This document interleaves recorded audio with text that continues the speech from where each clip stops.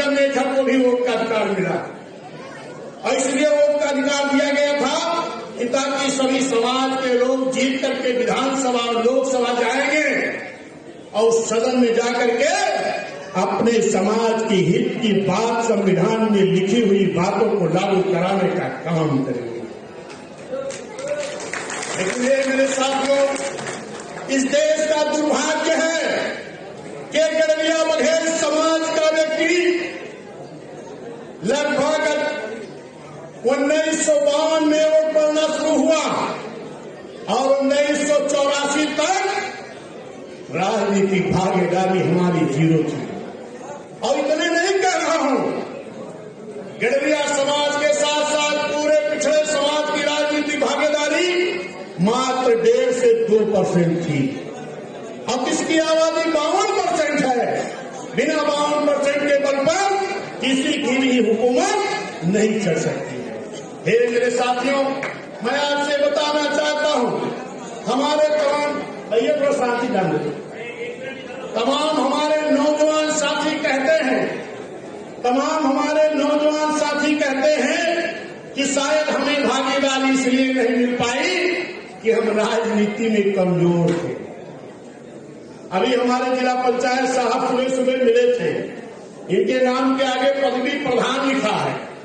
इन्होंने कहा हम प्रधान तब तक लगाएंगे जब तक विधायक नहीं बन जाएंगे। बहुत बहुत धन्यवाद देता हूं, अपनी तमन्ना ऊंची रखो, निश्चित है पूरी होगी। मैं साथियों आपसे बताना चाहता हूं अपने नौजवानों को कि गड़बिया समाज राजनीति में कमजोर नहीं था। पहली बार वोट पड़ना शुरू हुआ 1952 में और 1952 में ही गड़बिया समाज का बेटा बंशीधर धनगर पहली बार में ही विधायक जीत करके सदन में जाने का काम किया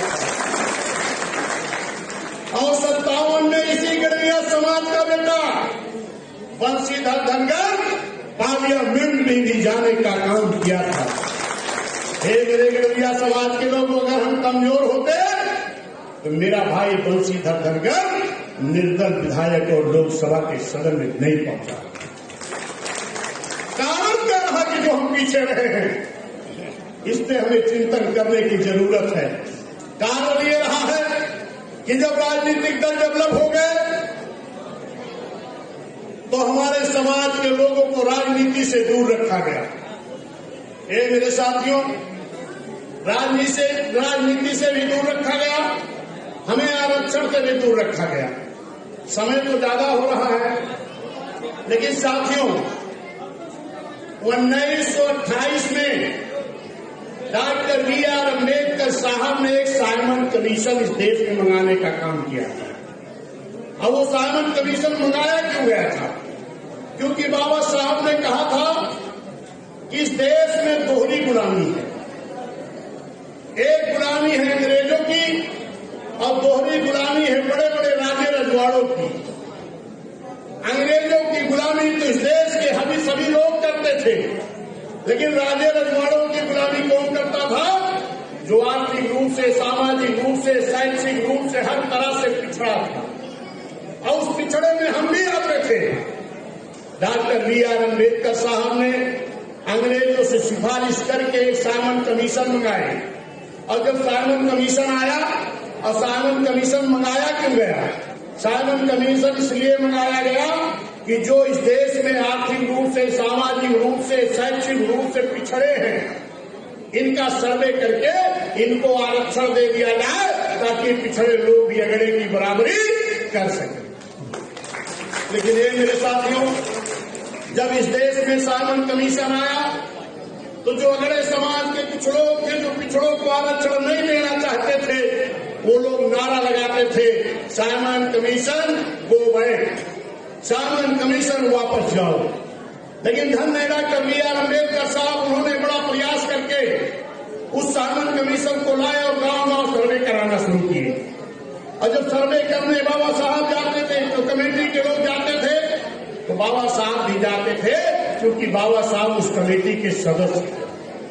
बाबा साहब जैसे उस गांव से निकल करके आते थे, वैसे जो आपको आरक्षण नहीं देना चाहते थे, वो भी उस गांव में पहुंच जाते थे और कहते थे कि बाबा साहब आए थे क्या?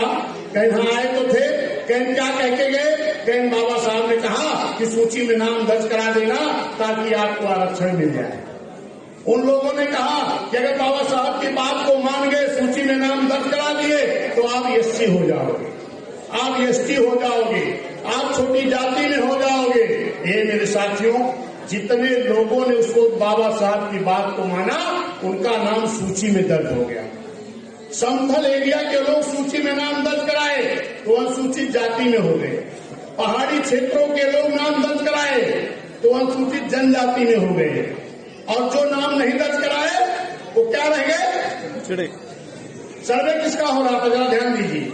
सर्वे हो रहा था जो आर्थिक, सामाजिक, शैक्षिक, राजनीतिक हर तरह से पिछड़े थे, उनका सर्वे हो रहा था, किसी जाति का नहीं हो रहा था।